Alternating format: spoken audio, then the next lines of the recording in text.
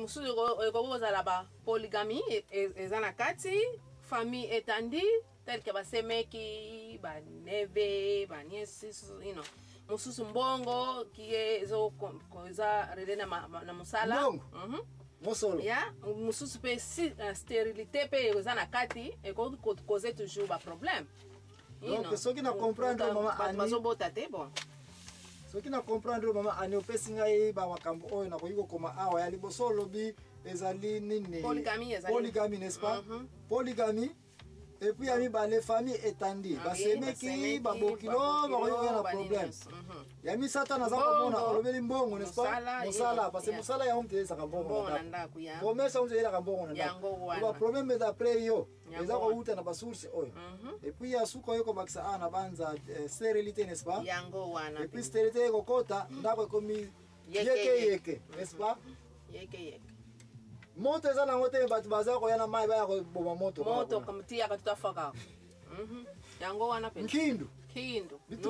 noana ya koboma na pe kota oh yes likolo ba problème kaka oyo uti kolo oh ya wana penza et puis na suka ba problème ni divorce n'est-ce pas divorce ya kota ekoti na kati donc nde yango wana mama ani na uti ko féliciter yo to naza ko féliciter na ba ndenge recherche uti ko sala ya solo bandeko yo mtu ali ko landa ona tia ona mtu ke famille nyonso mtu akosa yote yo na ndako no wazana problème libala chaque fois bango pe na libala mo baza pe na problème na bango oh ya ngali libala eza 100% normal mutu akosa yote famille nyonso foyer nyonso libota nyonso za problème na so problème ezo le kawana eza ya yote bango baza na problème na ndenge na bango donc jeune femme maman papa ko kosa mate ko féliciter libala ya mutu moko te oh yes donc ko lula libala ya mutu moko te na mabele oyo kondi mango te ko lula li mariage ya mutu moko te na mabele oyo mariage nyonso eza na kokoso na yango eza na complication na yango mais mama alikambo mama ana uti ko loba même si ba prononce ko ikozala ngai na kolanda mama ani en fonction ba makamu nyonso uti ko bimisa oyo ye alobi ba recherche neza ko funda na société na biso na culture na village na kibokolo be wapi ya mbanza ngungu yango de place nyonso ba prononce ali ko lekela alobi ete mingi neza ko na polygamie bande ko nga ezali linko loba ete libala oyo ezali ete mwasi mbaza su moko te bakomi bale to pe mwasi mobala za su moko te bakomi mingi mo ba tonton na pemeli basili kokota basi ya pemeli ba mama ndo basili kokota na pemeli to za ko bien polygamie grave encore okoya ko mona ete mobali si tu mobali to za kana ba courage ne mama ani alobaka toujours malgré to lobaka kama basi te lelo makama pomme za te mais koyo ko ete batata musu ba cerveau na bango sala nini esala kala ngote c'est vrai phrase na ngana ndima ka yango na puya ka na tsaka signature na ngana ke za solo parce que wena okuta mibali musu pe bazali na kata ndako na akesu ko zo mwasi mususu ayesu ko kotseka ka na kata ndako moko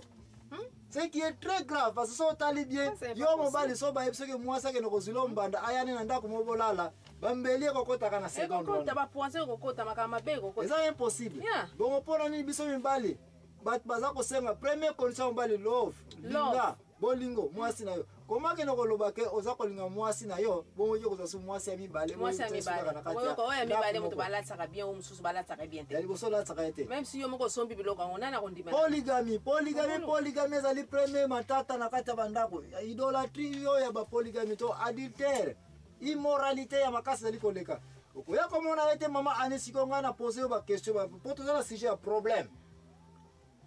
Est-ce que lui connaît comment le problème ya polygamie c'est que na ndako comment mokano ya nzambe ezali pour ko résoudre yango to za na question to lingi na loba quelque chose comment ko résoudre problème ya libala en tout cas loba yango to yoka concernant comment ko résoudre problème ya baumbanda n'est-ce pas merci mingi makama réponse à sous tena za ko attaquer immédiatement mama ani na question lobete polygamie bombanda. Première cause nini? Il y a désordre na libota, na foyer, na mariage. Mais ngai mama anita una sala ka sarclage na ngai, ba makamunyoso na lobaka ezapo ya ko supporter thèse na ngai to défense na ngai. Loko liboso na lobaka na ko bosa na te. Tanto ko lobela mariage. Malamu nango to mabena yango nako kende na mariage ezalite ke mwasa yeko miko sakana ndako mobali. Mobali ake kozwa mwana batu basangani kaka na ndenge na bango même si basali 5 ans 10 ans 15 ans 20 ans babota bana bakomi na basuki pembe bana bakomi kobota su bana libala wana na uta ko yebisa yo lokola mokanda ya vérité la Bible tokokanga na la Bible nga ile impresario Joaquim Zambwana défense na nyonso na émission oya la vérité na okenega na Bible libala oyo na kokotela yango te nako analyser ya kaya libala ezalike mwasi oyo ba parane balela embongo officiellement mwasi ya bato numéro bato réservé réponse na mama aliango la nanga malemba le sifo koma yaka yango na yo pende ko zali ko landa biso koma yango soki bombana euti okota kata na libala pona okata makamo oya liboso soki nazali pasteur to mutino sali ko kata makamo oyo loka liboso fasala il faut vérifier authenticité ya libala o histoire ya libala oyo est-ce que moi si obala ki officiellement lingo banini oyo bapesi li permission ya kodeba lupeta predot est-ce que pesa maki est-ce que ba parents moi so bapesa ki permission ki oyo papa moi si na yo soyez soki réponse ali oui na wana immédiatement makambo to iko banda yango mobali oyo aza obligé alinga te il faut so conseil ya ko respecter mwasi ya bato oyo libala oyo ezali ya ye wana nde bapasi bakokota na makambo wana nde baconseil ekokota wana nde makambo tokotraite yango mokili ekotraite yango yo mobali mpe oza kosala makambo boye yo mwasi soko omoni ke basituation boye ya bomwasi ayeli bombambana na ndako oza obligé okende na famille na yo te me na famille ya mobali okende kofunda makambo mobali azali kosala soki famille yango balingaka yo te kasi soki balingaka yo te etali bango metiri ke bayoki ke mbongo baye kopesa ngai tala ndenge nazalaka nzoto nanga malamu na ndo epa bapara na ngai me lelo tala ndenge bokomi kotraite ngai yango wana tokoya kolobela protection ya bato ya libanda okoya komona ete bato ya libanda bakoya koatake ndako me tokolobela yango apreme en attendant place nyonso bikobo polygame ezali kokota mwasi oyo bafutela mbongo normal d'une façon officielle libala wana ezali ya ye eza d'abord réservé ya ye likambo na ye kana ye bato bakotraite yango bakoanalyse yango soki na bi bakotraite yango basolution tokolobela yango te sinoki tolobela yango na émission moko tosalaki me en attendant mwasi oyo aza na droit na ye ebongo mwasi oyo azali ke libala oyo bapesela ye mbongo te mwasi oyo aza na kote akokende te akende mpe bapara na ye bapesela ye mbongo tolela ye mbongo akende kofunde pa babokilo na ye ki ye famille ya mobali réponse moko bakotuna ye jour tobala yo deux réponses na place ezali yango yo assurance moko ezali te yo mwasi soko oza na libala oyo ezali ke balela yo mbongo te bapesela yo permission te libala wana na ntango bapropose sujet toza kotraite siko problème kati na libala na solution kati na libala solution na mwasi oyo balela mbongo na baparent te okokende kofunda yango epai ya paster so ame okota na makambo oyo aza koboma ntango na ya pamba aza kosopa mai na mokongo ya canard ya libata mai yango ekokota na mosuni te. Parce que dès le départ, vous êtes mal parti. Eva, libala ne kota ki désordre. Bana bakomi ko bomana. Nzamba kota ina ba makamu na bango te parce que ba kwea ki déjà partir na wapi na e bandele ya fruit ya pomme. Dès le départ. Dès le départ. Mabala nyonso zali keza officiellement marié te na miso ba parent te. Toza kutukolobela na église te. Libala wana ezoko kene nil para tamu kokoso ekoti.